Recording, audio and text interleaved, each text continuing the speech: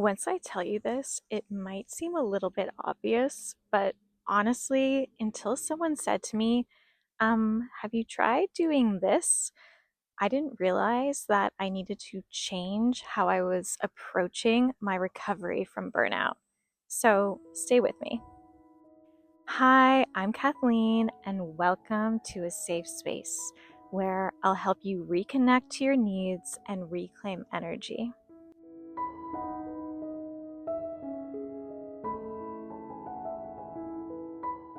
Today, I'm outside because it is absolutely beautiful, and so I wanted to connect with nature and I wanted to connect with you, and so I thought I would combine the two. So let's get started. So here's the basic idea. Our energy works like a battery. There are things that drain us, called drainers, and there are some things that recharge us, which I like to call nourishers. These can be people, places, environments, and even things like textures, sounds, and tasks. Now, we're at our most fulfilled and most creative when we're near 100%. So, when our battery is at 100% or close to it. But when you're deep in overwhelm and stress, your battery is close to zero. And it can run on fumes for a while, and your body will keep pushing through. And many women are actually in this state of running on low, running on empty, running on the fumes because we're trying to push through, we're trying to stay strong. But that's when burnout begins. It becomes hard to think clearly or even think about what you really want. You can think of it like your computer when it goes on energy saver mode.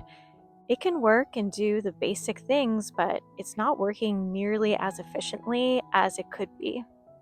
The good news is, the more you replenish your energy, the more you'll be able to hear what's actually meant for you.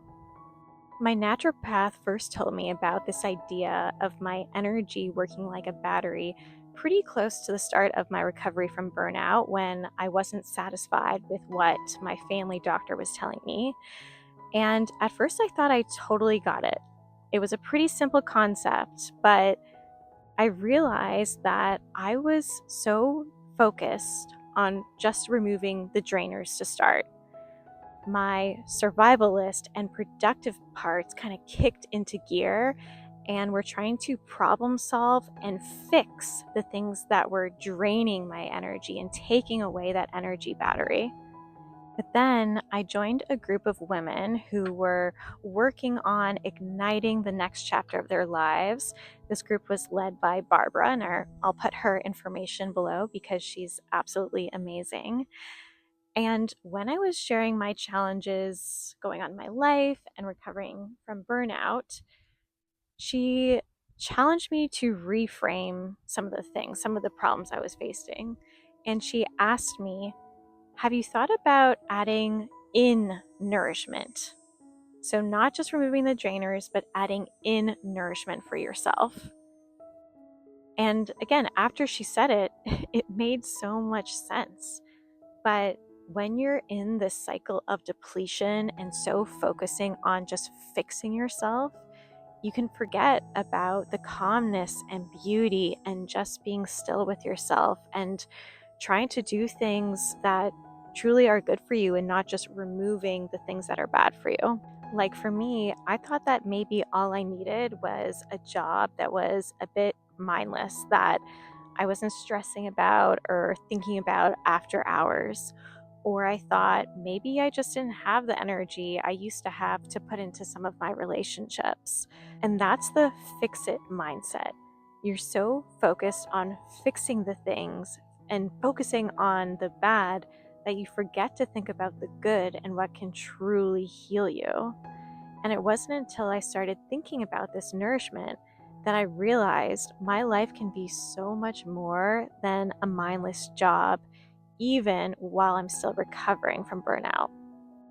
And that's when my mind started opening up to this idea of slowness and letting nourishment in.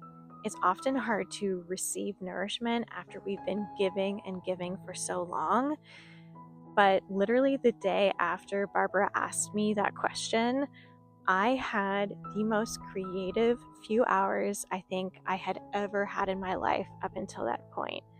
It was the first time ever that I was in this state of flow and ideas were just coming to me. And it was amazing. And it truly is because I gave myself permission to nourish myself and not just try to remove the drainers. Now, while I'm saying this, you might be wondering what your drainers and nourishers are. And I actually have a free guide that walks you through this called How to Reclaim Your Energy, because the things that drain and nourish each of us can differ. And so this guide will walk you through exactly how to identify them for you. In the meantime, let's talk a bit more about drainers. Drainers are the things that leave you feeling depleted, like you need a break, and even sometimes like you're wired, like you just can't calm down. And they can come from unexpected sources sometimes. So, even things like certain TV shows or movies or being around certain people can be draining. And it could be things that you feel like you shouldn't be drained by, like certain clothes or some of those people in your lives. And actually, that is one of the signs that it's a drainer. If there's a should or shouldn't in your mind. So if you feel like I should do this thing or I shouldn't feel this way, that means it's an expectation of somebody else being put on you, and it is draining your energy. Like for me, I realized I hate wearing jeans. I know they're always in style and I know they go with everything, but by the end of the day, I would want to rip them off of my body. As soon as I get home, I take them off. If I need a break from something that I'm doing that strongly, it's clearly a drainer. But I was wearing jeans for almost my entire life because it was very much the thing people wear. So take some time over the next few days to notice the things that are draining you and try to jot them down. Now, let's talk about nourishers and what I really mean by nourishment. Nourishers are the things that help you feel more like you. And it's not just the things that are labeled as self care, it's the things that leave you feeling truly calm, rested, and yourself. Think slow, simple, and connected. I like to use the word nourisher versus energizer because I feel like it brings to light this idea of taking care of yourself. Energizing is often equated with exciting, and while it is important to do things that are exciting, it's also incredibly important to do the things that give you calm and peace. And so that's where nourishment comes from. Now, think of a time that you felt nourished, safe, at ease with yourself. What did it feel like in your body? Now, hold on to that because you're going to come back to it. Okay, so once you identify your drainers and nourishers, what do you do? I've said this before, but tiny steps matter. Removing one drainer and adding one nourisher in can make a huge difference. And the nourisher doesn't have to be big or time consuming. It can be as little as 5 minutes. And you don't have to add in a brand new nourisher. If you realize you enjoy doing something that you already do in your life, for example, maybe you realize you like taking showers before going to bed. Maybe it helps you feel fresh and at ease before you hop into your bed. Try to do that a little bit more often this week. And if you're struggling to come up with what actually nourishes you or what might nourish you, if you feel like you don't have enough nourishment in your life today, here are some categories of true nourishment that hopefully will spark some inspiration for you. First, movement and stillness.